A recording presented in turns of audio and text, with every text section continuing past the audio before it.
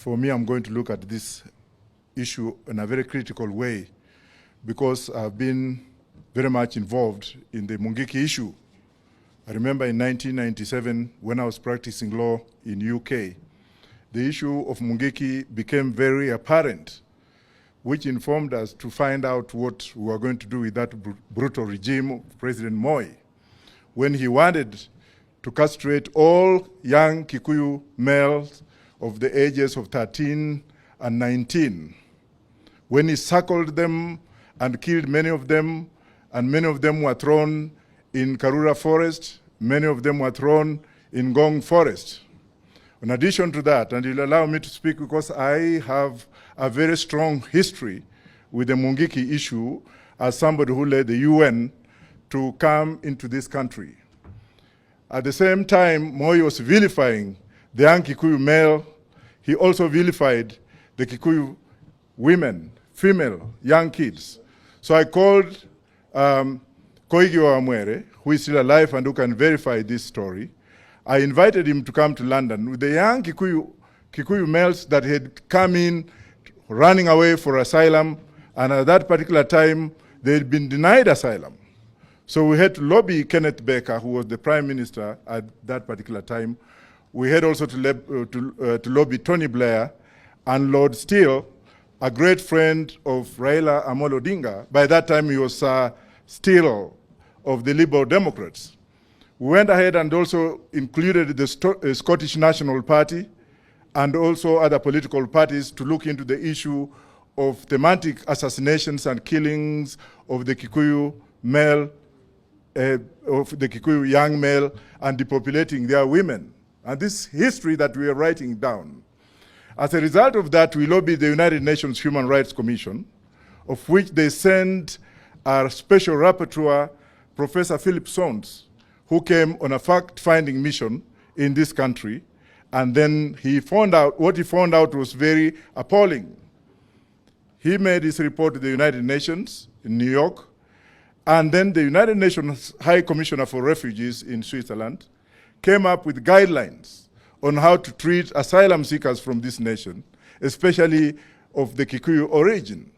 And that's why we heard for the first time lots of them being given asylum in the UK. I went ahead and joined the then president of Ghana, Jerry Rawlings, whom we convinced to ship out some of these Mungiki leaders. As a result of that, many of them were shipped to Mozambique, one of them being Ndunge Wariungi, who was shipped out with a Portuguese passport. You can find that out from him. And because of thematic and systematic killings, our lives were put in danger, save for James Orengo and Mheshimiwa Raila Odinga, who is sitting here, who came in London, made many trips in London to console with us, with those particular families that had lost their siblings. I hold the former president accountable for the thematic elimination of the Kikuyu community, something that Gachagua is now repeating. And let me assure you that we are appealing to the British government not on cameras. I am appealing to the British government not on cameras, but we know what we are going to do. To ban those who are involved from stepping foot in Britain and EU, to ban those who are spearheading these systematic killings of young Kikuyu men and women from setting foot in Britain, in USA. And I can assure you that when I say it, I mean it. And I know what I'm talking about.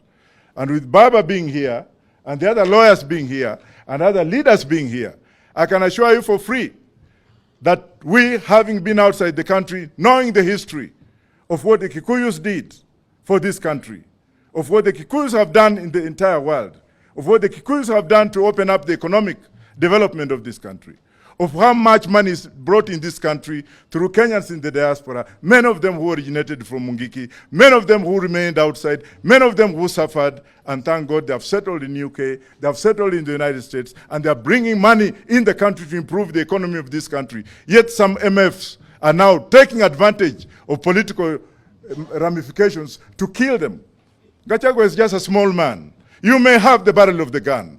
You may have all the powers. You may have all the police, but when the day of reckoning comes, you'll be alone. We have seen other leaders who are here before who are used to doing that. Biot being one of them. Where is Biot today? Dead and buried 6 feet under the grave.